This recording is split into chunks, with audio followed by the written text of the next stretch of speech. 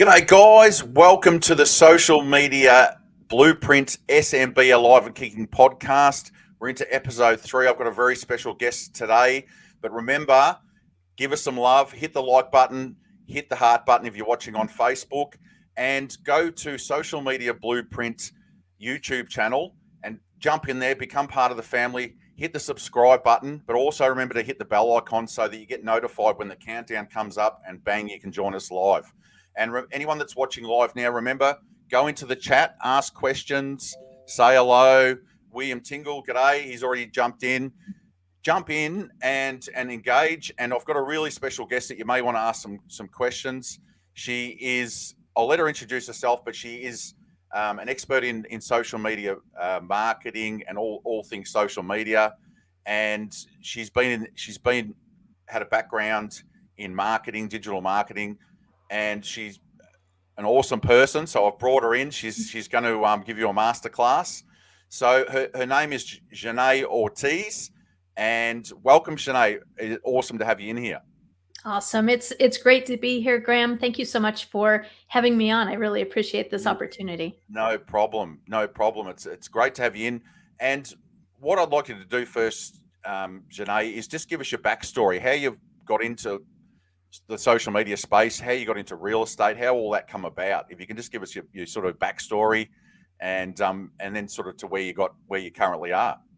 Absolutely. Sure. So way back in the day, I actually had a web design and internet marketing company, and we did everything. We built out custom websites. I actually did coding when we very first started. I did the coding of those websites, but we did also search engine optimization. We did pay-per-click marketing, and we did social media as well. So kind of did the gambit of marketing and online marketing for a variety of different companies, some startups, some e-commerce, and some Fortune 500 companies. And so I really got to see across the board how online marketing could help any business grow. And then, as things evolved, social media just started rising to the top. Long story short, I sold that company, and I was looking kind of for my next career, and I've always loved teaching and educating people. And so I ended up at an education company, and it was for real estate investing education. So we basically trained and taught thousands of students over the years on how to use online marketing strategies. So the two were married really well together. So my past experience with online marketing with my love of teaching. And again, through just trial and error and processing and trying out new things and new ways of marketing, social media just kept rising to the top over and over again as just a really amazing way to reach motivated sellers, reach agents, and basically make contacts with anything or anyone that you need to help you grow your real estate investing company. Yeah, so you've gone full circle. You've pretty much cut your teeth in everything, haven't you? So you know the whole industry, and then that's really prepared you for social media because you know how everything works from the inside. Like you said, you're in the business. You've looked at all different types too, like you mentioned SEO and all these different things. So that's just set you up for, when social media sort of started blowing up and coming forward, you're in prime space. So, you were made for this, I guess. I'll say g'day, David Frizzell's in here. G'day, David. So what I want to do is I want you, because of your expertise, to hit us up straight away with probably your top 5 tips to generate organic leads, because that's what the topic is today, is organic lead generation. And just give us your bang point form top 5 tips, right. and then you can elaborate on those as you go. So I'm sorry to put you on the spot with that, but it's all right. Okay, let's see. We'll hit it hard from the start. Top 5 tips. All right. So we've got a couple of different ways of marketing. There's kind of 2 paths you can take with marketing. One is going to be outbound marketing, which is when you actively go out and you seek sellers or whatever you need in your business. If you're looking to network, you go out and you actively seek that. Think of it kind of like throwing throwing a pole into the water, right? You're casting your line in and you're actively trying to get something out of it. And then we have inbound marketing, and inbound marketing is it's more passive. So it's just kind of something that sits out there and it attracts people to you. So that would be more like, I mean, if we're using our little hunting analogy here, that'd be more like setting a trap. And then people come along and they get kind of pulled up inside your funnel, your sales funnel. So we've got outbound marketing, which is active going out, and we've got inbound marketing, which is attracting and coming in. So now that we know that, I would say one of the top 5 would be Facebook Marketplace. That's an outbound strategy. So that's really just when you go to Facebook Marketplace and you see people who are selling properties, and then you can hit them up on Messenger and ask them if they are looking to sell for cash or willing to take a cash offer. So that would be a really fast and easy way to get like kind of some instant traction.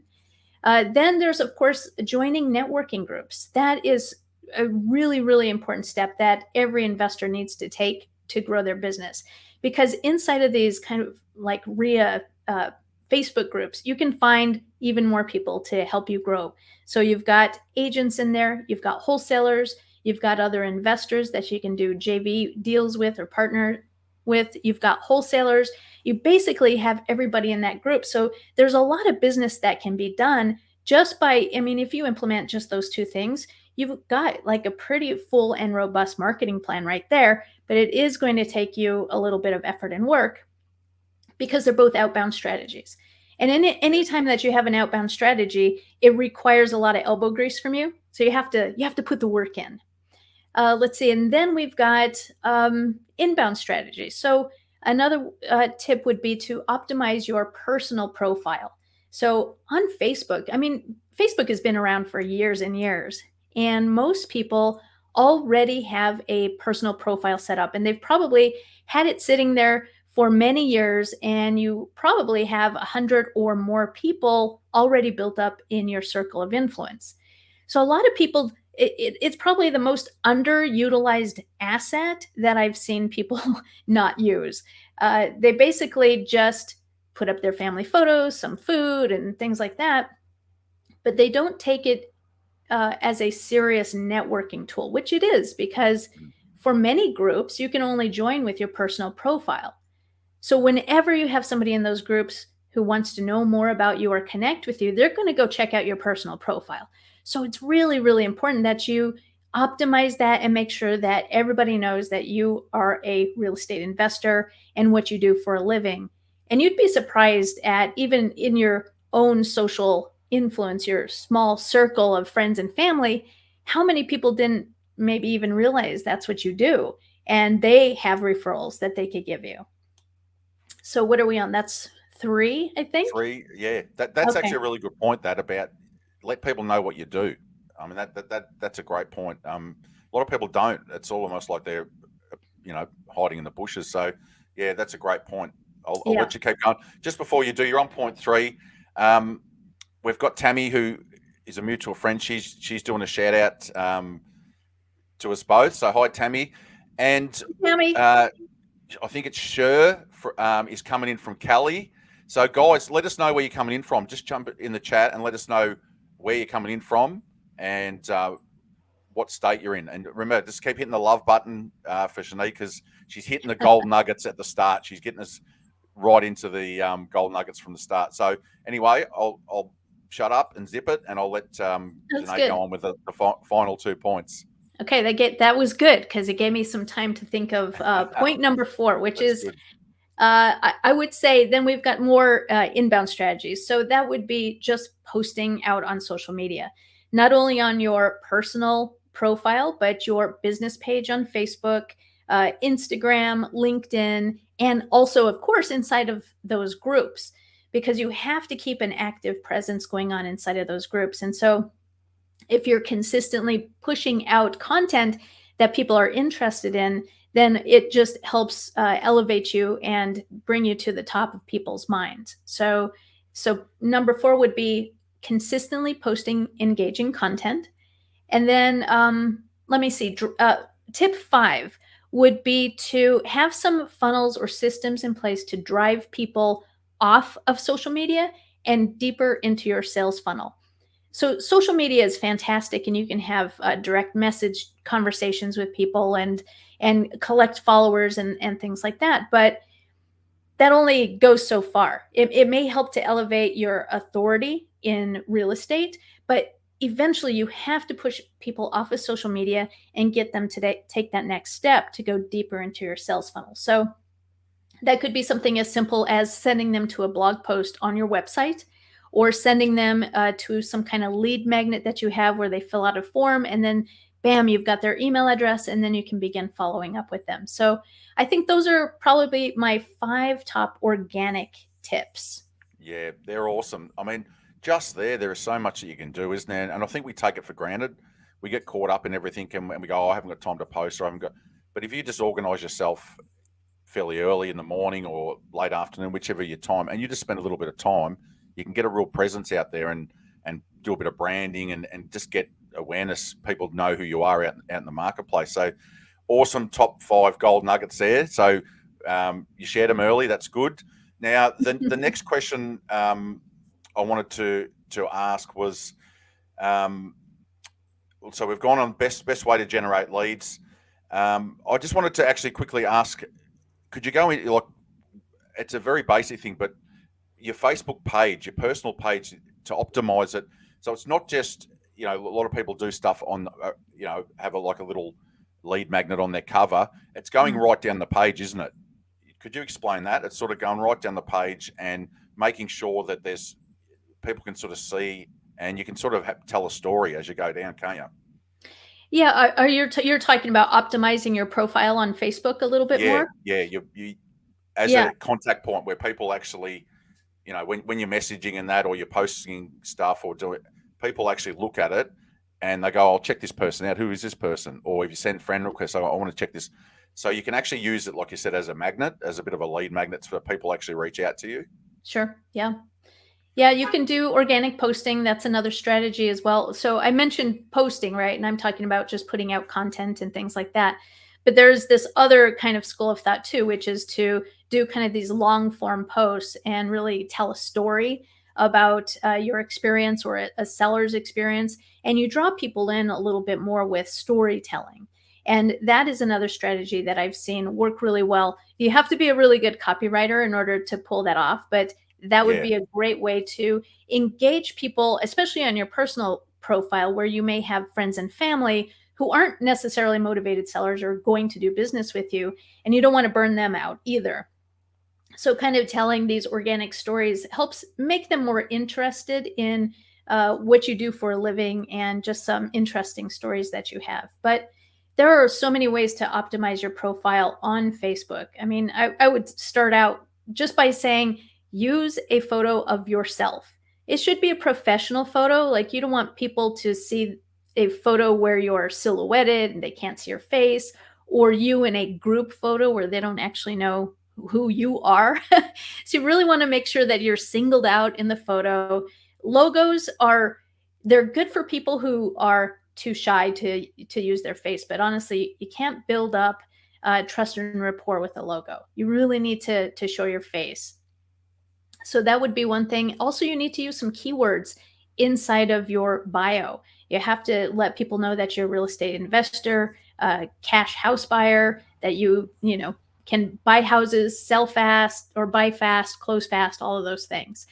Because those are some keywords that motivated sellers might be looking up. If you do wholesaling, make sure that's also a keyword inside your bio.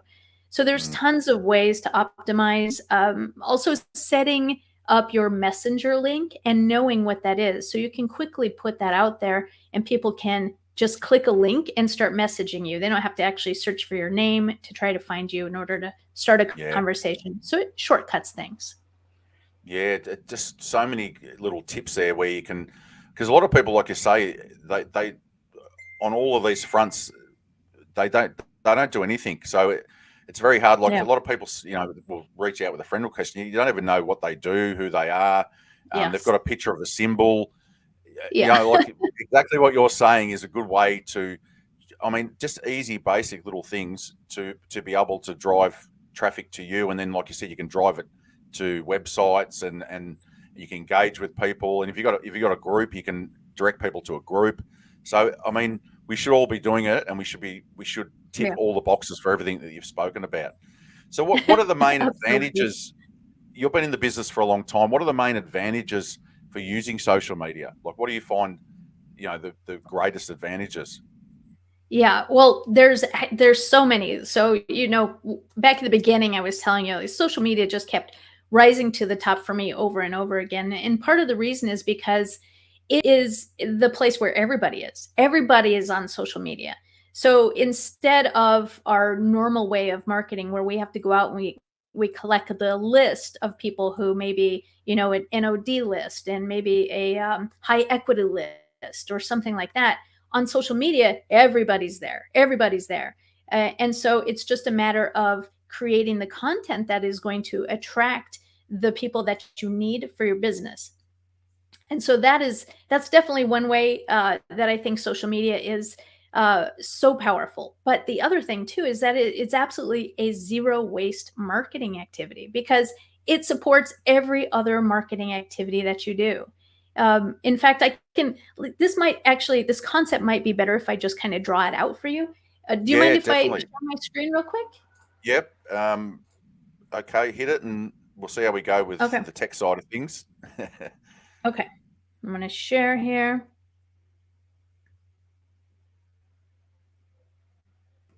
Okay. Well, while we're doing this, let us know where you're coming in from, guys. Where you're watching from.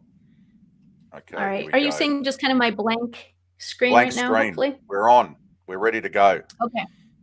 All right. So this is kind of, let's see, this is new for me, kind of drawing on these things. So we'll see how Yep. we do here. So you've got kind of these, oopsie, we've got these three. I'm going to make these, I keep doing that.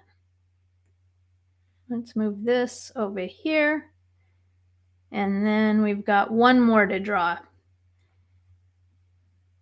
Because I think this is going to really help make things a little bit more clear about social media and how it really does enhance and help all of your marketing activities, which not only can it do its own thing, right? So it can attract an audience, it can get you into conversations, it can develop relationships, it can push people further and deeper into your sales cycles. So we talked about all of that. But here are some other things that it does. So you've got these other marketing methods. Let's see if this will work. We've got paid ads. We've got networking. Sorry, I ran out of room there. Networking. And then we've got Google. And this would be like SEO, kind of getting found inside of the search engines. And then right here, smack in the middle, we've got social media. And so for paid ads are great and they definitely have a place as far as helping people attract motivated sellers into their business. But the thing is that most motivated sellers, or really any consumer ever, is going to want to know who they're doing business with. And so they may click on the ad, but they're going to want to know more about you and they're going to want to find out if you're a credible, legitimate business. And so because they're already on social media, they will click to look at your business page. And so what social media helps to do here is it just helps you build this little thing here that I call social proof. And Yep. this would be any kind of testimonials that you have, past experiences that you have rehabbing. Maybe you're, having a seller story or anything like that. So social media really supports paid ads by showing off this social proof so that people know you are legitimate, you are credible, you have been in business and are doing business. Plus, they can find out a little bit about you and your personality. You're showing your face. So there's a lot of kind of credibility, rapport, and trust that gets built up just by having that social media presence. And it helps your paid advertising perform at a higher level. Then we talked about networking. And of course, social media is really great at helping you build an audience. So you're creating content that helps to educate, entertain, inform, and that attracts people to your brand. And so you will start getting more agents, more wholesalers, more investors, more JV opportunities, because people are seeing all of this content, and it is basically creating you as an authority figure in your local market. So helps you build that audience. And then with Google SEO, we've got keywords.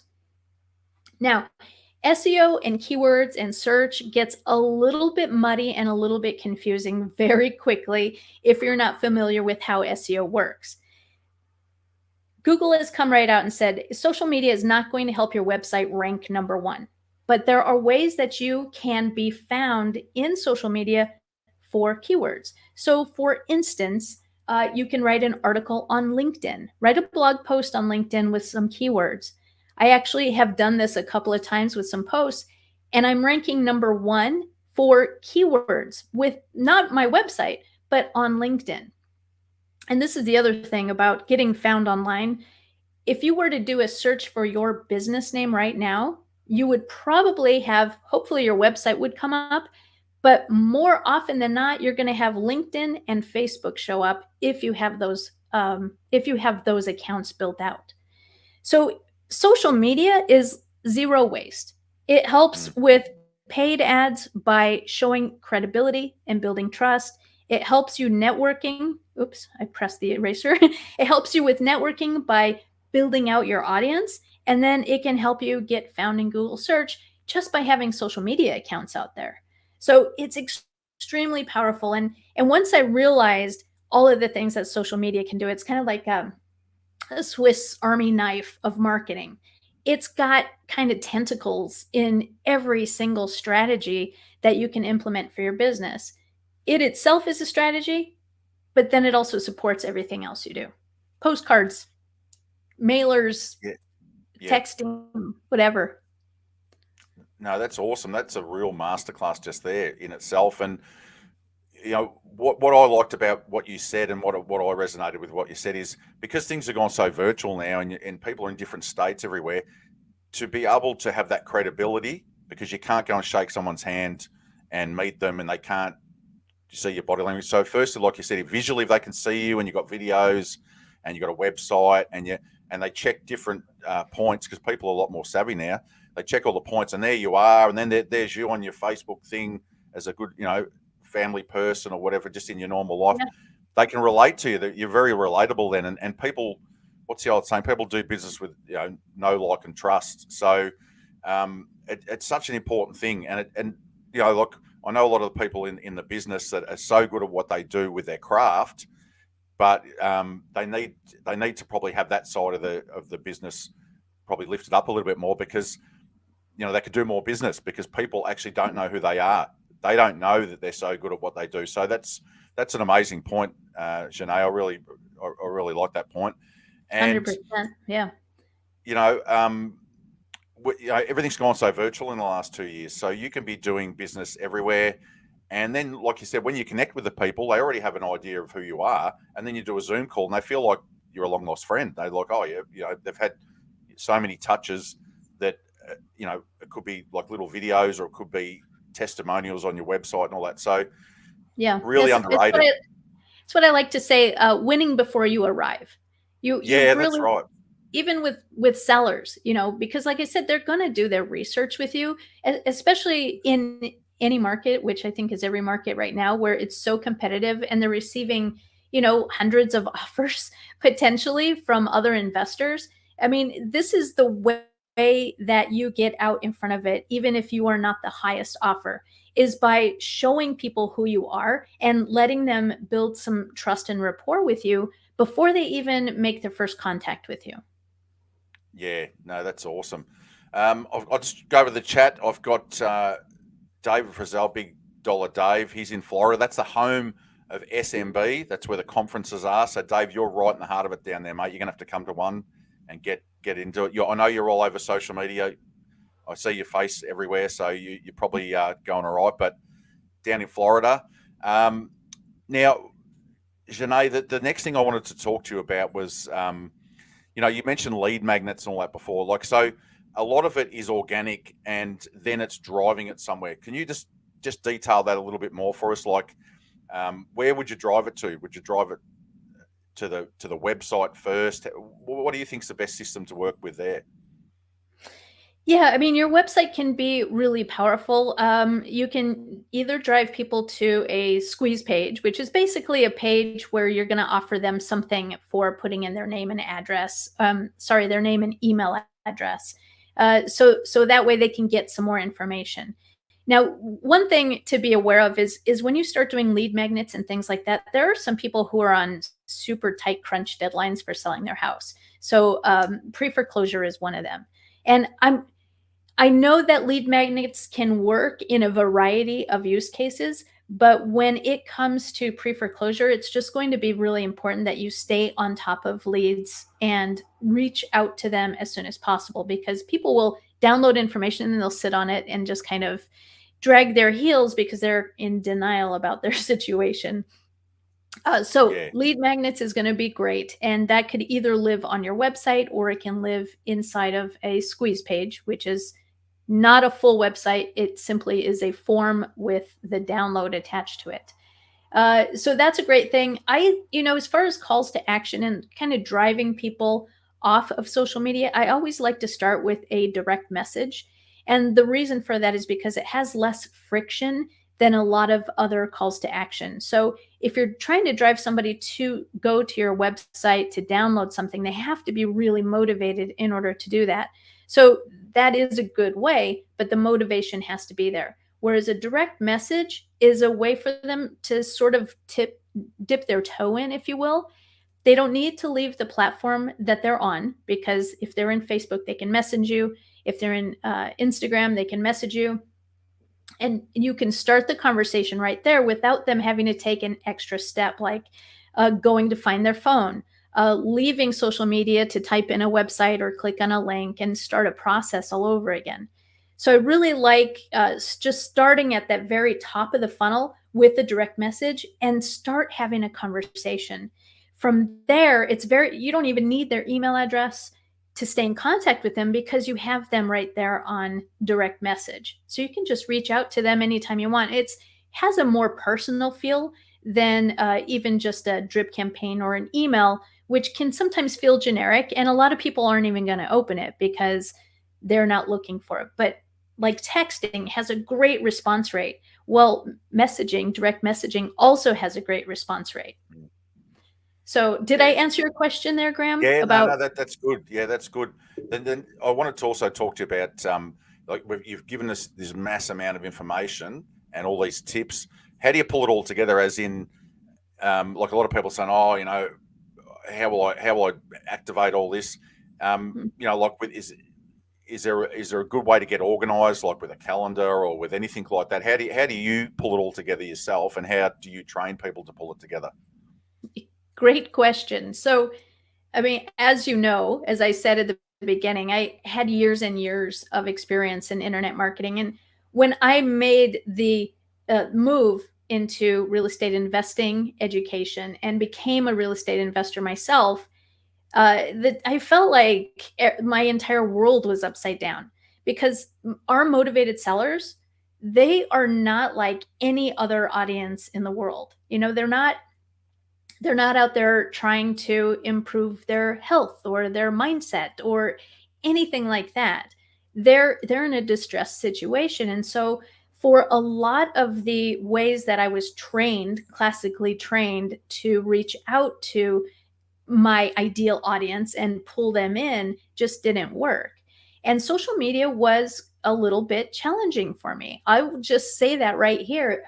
I was I was spinning my wheels. I was wondering, well, what kind of content is going to appeal to these people? What kind of things can I say to them to let them know that I'm here to help, and all of the situations that I can help with? And so I had to take a few steps back. And during COVID, when kind of the entire world stopped, I had some time to go back and look at the marketing and really dive into it. And so I spent a ton of time coming up with a system. And through the years and the thousands of investors that I had spoken with, I knew that this was a challenge that they too had, to overcome.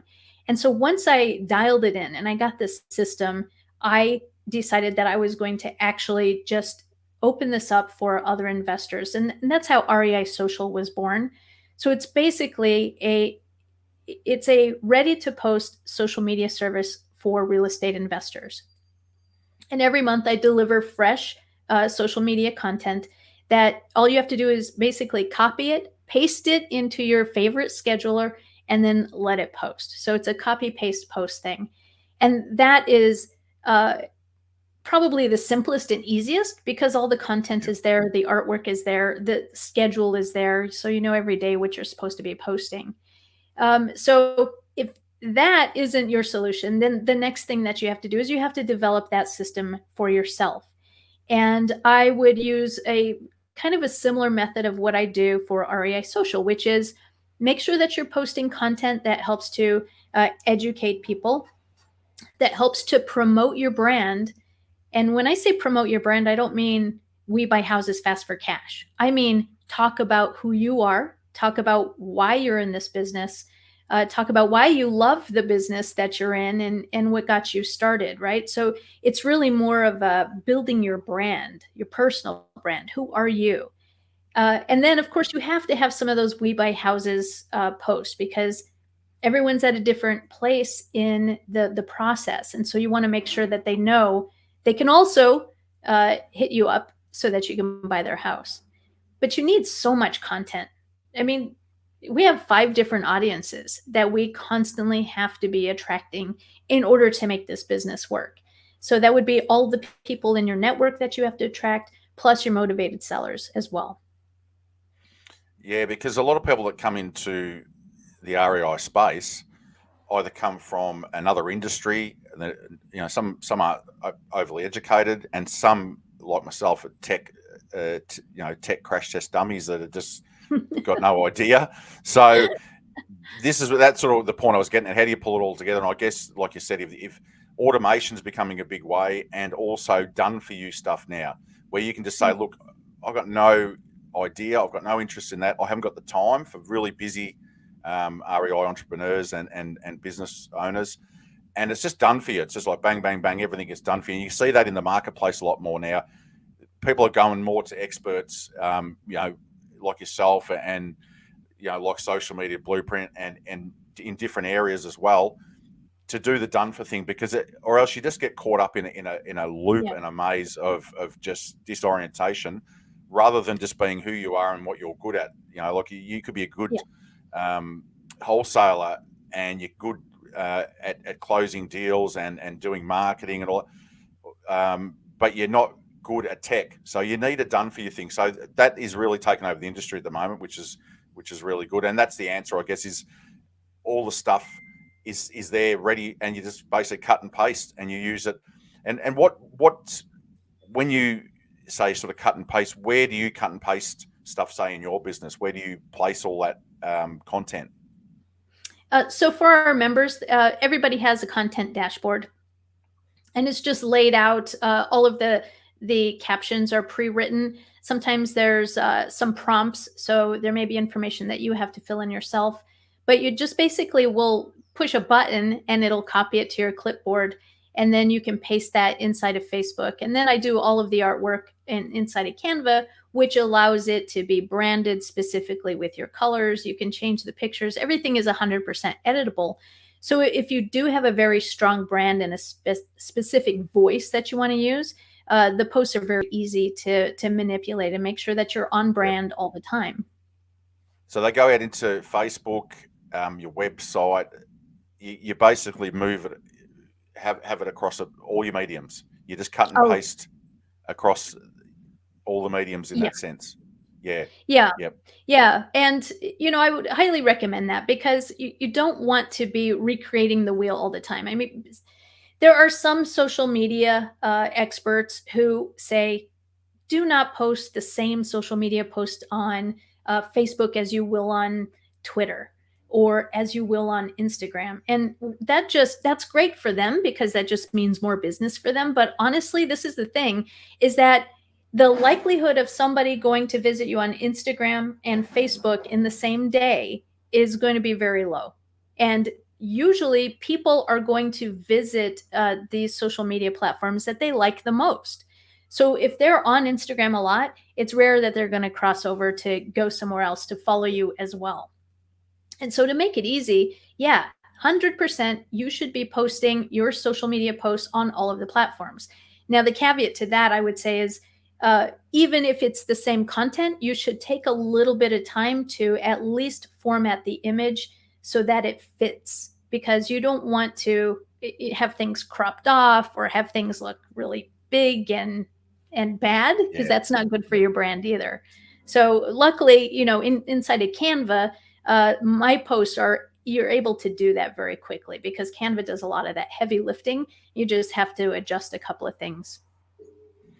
Yeah, yeah, because that was what I was going to say. Another thing too with that is people are saying, yeah, well, I'm not really good with Canva and that, but this system that you're talking about. It's easy to even have a VA do it. Like, it's very basic to have a VA, and this is the sort of stuff that you would have a VA do, because they have a schedule, they can post it, it can be automated and delegated really easily. So, and that's another thing that busy people are looking for at the moment, just something that they can just oversee, and that's done. And then I'm over here doing something else, and I'm over here doing something else. So this is a very simple way to do it. And you can hit all the mediums. And like you said, each medium's got its own demographic, hasn't it? Like TikTok is for younger people. So a lot of wholesalers that want to try and that might be in the education space or product space will attract people through TikTok that are younger, that are new wholesalers. Then there's another medium that'll be for experienced investors, and that's a different medium, that because they're a different age demographic and a different genre of the industry, they go to that. So yeah, it's not like there's going to be someone spying on you going, look, you're using the same material. Like you said, the audience is different in every different medium. So yeah, no, that is awesome. And yeah, I think anyone that's watching and listening would say, how do you get the done for me thing? Because that's once again, it's about time management, and it's about outsourcing things that you're not really good at. And a lot of people really aren't great at tech, and you get them on Canva and they go, oh, I don't want to know about it. But this is the next phase of people's business, and where we're going now is people saying, all right, well, I can do a done for you thing. I can do this. I can do that. If you're not a tech person, go over here. So yeah, no, that's awesome. Now, is there any other things you wanted to talk about as far as, with the sort of whole social media network, as in, like, you mentioned that we've got TikTok, we've got all these things which people are starting to reach out into now, and it's not just, like older people are starting to use it for certain branding and stuff like that. What's your advice to anyone that's listening or watching, to say, look, someone, like Graham rings you and says, I'm 52 years old. How am I going to use TikTok, or how am I going to do Facebook? Have you got advice for people on that front? Yeah. Well, you and I had a similar conversation this morning when we were talking about using CRM platforms and things like that. The best social media platform is going to be the one that you will use. So if you're very comfortable on Facebook, then use Facebook. There's so much marketing depth that Facebook has. So not only do you have your personal page, your underutilized, probably personal page, you've got your business page, and you also have groups. Right there, those are 3 extremely powerful ways that you can just use Facebook. You don't even need to worry about Instagram or any other network, just master that. So that's kind of what I would recommend, is start with the platform you're most familiar with, master it, and then branch out from there, because there's a lot you can do on all of the platforms. Instagram is also fantastic, and it has so many different publishing features that make it really engaging. And one of the things that I most love about it is the way that it organizes all your posts. So you kind of have like a photo album of all of the posts that you've ever put out there. So people can very easily click on a post and go deeper into your material. And so it almost becomes a little miniature website where people will click on one of those posts and be able to read more about your business, your solutions, or whatever it is that you have out there. So it is a great credibility builder, but also there are so many people that you can network with, and it's an open network. And so you're not locked down kind of. Facebook is a little bit hard to network with unless you're in a group. On Instagram, everybody can see everything that everybody does, and you have hashtags, which makes it powerful because you can follow specific hashtags to meet more people. And so then you've got Facebook, and now you've added on Instagram to that stack. You should always have LinkedIn as well, because LinkedIn is a very specialized platform. It's like that professional social media. You're not going to find motivated sellers there, but you will find money. You'll find other investors. You'll find agents. And so that is a really great platform for all of your networking needs. And so if you're just starting out and you're not sure where to go, I would say at a basic level, do Instagram or Facebook, pick one of those two, and add on LinkedIn, because LinkedIn is extremely powerful, and your posts on LinkedIn last a long time. LinkedIn just keeps on pushing those out for a very long time, much longer than on Facebook or Instagram, which tend to have pretty short lifespans as far as what people will see. Yeah, that's true. Yeah. I've got David coming. So he doesn't feel like he's entertaining enough to be on TikTok, but like you said, it's not necessarily because, like you said, they gallery, so you can build up a whole heap of stuff. Now, I don't think that's true, David. I've seen some of your best work on you. You do some content videos, so that's not true. Stop playing it down. But people think that you have to do all this crazy stuff and be entertaining in that, but you can just use it like for that point, just to have a whole gallery and a credibility. It's almost like people see that you've been around for a while. And it can just be pictures, and it can be you in the office. You've just got to tailor it to what your needs are. So, yeah, that's a bit of a misconception that you got to jump off a roof, do a somersault into a pool, or no one will watch. You know what I mean? And you do 100%. you build up. Yeah, And So actually, no, David, I think you got it covered, mate. I think you're going all right. and actually, I've been reading a lot about how people are getting burned out on this. The pointing reels and the dancing reels. Like, people are over it. They want something with a little bit more substance because it's been overdone. And so I think just by being yourself, by going out with really good information and useful information, that is going to attract people to your brand way more than going out and doing a silly dance ever will. But, again, that a lot of that dancing and that funny stuff, I mean, that's how TikTok kind of came to be. And it skewed demographically very young. And so people were using it for a lot of self-expression before all of the marketers and business people discovered it and tried to start using it for marketing. So what they were doing is trying to fit their marketing into the culture of what TikTok was. But now it's evolving, and video's huge. Reels are huge. I think almost every platform has some kind of video. Actually, every platform has video, I'll say that. But the short form videos are really taking off. LinkedIn is doing short form videos. YouTube has YouTube Shorts now. And then we've got Reels that I really like, because you can make one reel and you can use it on Facebook and Instagram. And anytime you can repurpose your stuff to get more mileage out of it, I'm all for that. Yeah, you can really cross-pollinate, can't you? You can save time with that sort of stuff. Yeah. And so this is why I love talking to you, because what you're saying is build a big framework. Look at the bigger picture.